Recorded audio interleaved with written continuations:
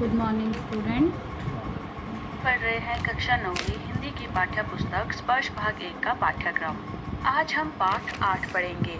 पाठ 8 में आपको रहीम जी द्वारा लिखे गए कुछ दोहे दिए गए हैं। रहीम जी के दोहे हमेशा से नीतिपरक दोहे रहे हैं और आपकी पाठ्य पुस्तक में जो दोहे दिए गए हैं उन्हें पढ़कर आपको महसूस होगा कि वो दोहे आपके जीवन की किसी न किसी स्थिति से जुड़े हुए हैं। इन दोहों में रहीम जी हमें किस तरह से औरों से बर्ताव करना चाहिए, हमें कैसा व्यवहार करना चाहिए, यही नहीं बता रहे हैं, बल्कि वो हमें ये भी समझा रहे हैं कि जो मानव है उसे किस तरह के कार्य करने चाहिए और कौन से कार्यों को नहीं करना चाहिए। तो चलिए शुरू करते हैं और ये जानते हैं कि रहीम जी इन दोहों के द्वारा हमें क्या सीख देना चाहते हैं। पहला दोहा इस प्रकार से है, रहीमन धागा प्रेम मत तोड़ो चटकाए, टूटे से फिर ना मिले, मिले गांठ परी जाए।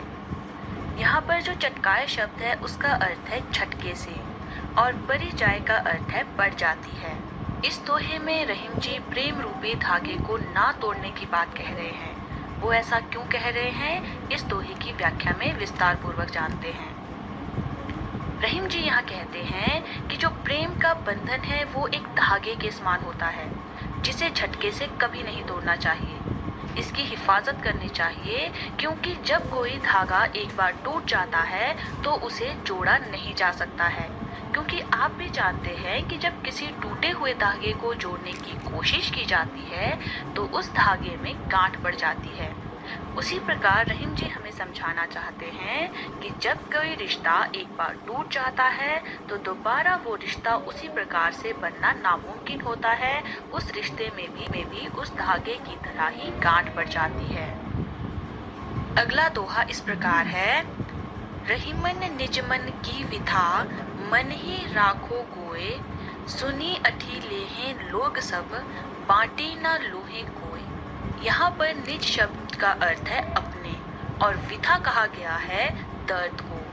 अठी लेहे कहा गया है मजाक उड़ाने को और बांटी कहा गया है बांटने को। कोय का अर्थ है कोई। इस दोहे में रहीम जी अपने मन की पीड़ा को छुपा कर रखने की बात कर रहे हैं। ऐसा रहीम जी क्यों कह रहे हैं, ये हम दोहे की व्याख्या में विस्तार पूर्वक जानते हैं। रहीम जी यहाँ कहते हैं कि मन की पीड़ा को या दर्द को हमें दूसरों से छुपा कर रखना चाहिए। ऐसा क्यों? क्योंकि जब आपका दर्द या पीड़ा किसी दूसरे व्यक्ति को पता चलती है तो वो व्यक्ति जो है आपका मजाक उड़ाता है। कोई भी जो है अट नहीं सकता, अर्थात जो व्यक्ति है वो आपके दर्द को कम नहीं करते बल्कि आपका मजाक उड़ाते हैं और आपके दर्द को और ज्यादा बढ़ाने में मदद करते हैं। इसलिए रहीम जी कहते हैं कि मन की पीड़ा को जो है दूसरों से छुपा कर रखना चाहिए। अगले दोहे पर आते हैं, एक ही साधे सब सधे, सब साधे सब जाए, रहीमन मूल ही सींचिबो, फूलई फलई अघाए। यहाँ पर मूल ही का अर्थ है जड़ में और सींचिबो का अर्थ है सिंचाई करना। अघाए कहा गया है तृप्त को।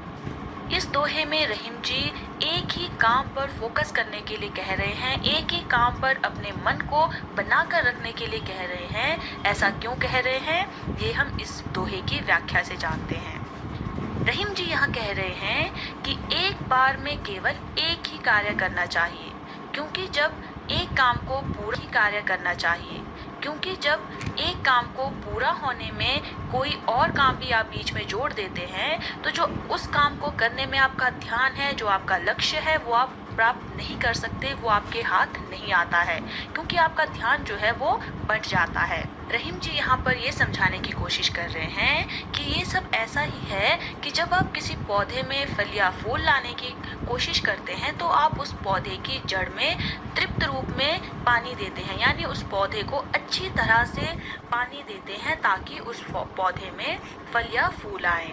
तो रहीम जी भी यही कहना चाह रहे हैं कि आपको एक ही काम को करने में पहले अपना पूरा ध्यान केंद्रित करना चाहिए, आपको फोकस करना चाहिए एक ही काम को करने में, ताकि आपको उस काम का अच्छा परिणाम मिले, अच्छा रिजल्ट मिले।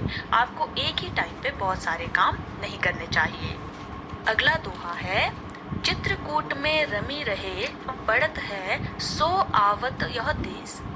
यहाँ पर अवध जो है वो रहने लायक ना होने के लिए कहा गया है और विपदा जो है वो विपत्ति के लिए या मुसीबत के लिए कहा गया है। इस दोहे में रहीम जी चित्रकूट का वर्णन कर रहे हैं कि वो रहने लायक है या नहीं है, वो ऐसा क्या कह रहे हैं, ये हम दोहे की व्याख्या में जानते हैं। रहीम जी कहते हैं कि जब राम को वनवास मिला था तो वे चित्रकूट में रहने गए थे। रहीम जी ये भी कहते हैं कि जो चित्रकूट है वो बहुत घना और अंधेरा वन है जो इस कारण से रहने लायक नहीं है। लेकिन यहाँ रहीम जी ये भी कहते हैं कि ऐसी जगह जो है वहाँ वही लोग रहते हैं जिन पर बहुत भारी विपदा पड़ी हो या मुसीबत आई हो। यहाँ रहीम जी हमें ये समझाने की कोशिश कर रहे हैं कि जब मनुष्य पर मुसीबत आती है, उस पर विपदा पड़ती है, तो जो मनुष्य है वो कठिन से कठिन काम भी कर लेता है। इसलिए हमें किसी भी कठिन कार्य को करने से घबराना नहीं चाहिए, हमें केवल उस कार्य पर अपना ध्यान केंद्रित करना चाहिए। चल बंद बंद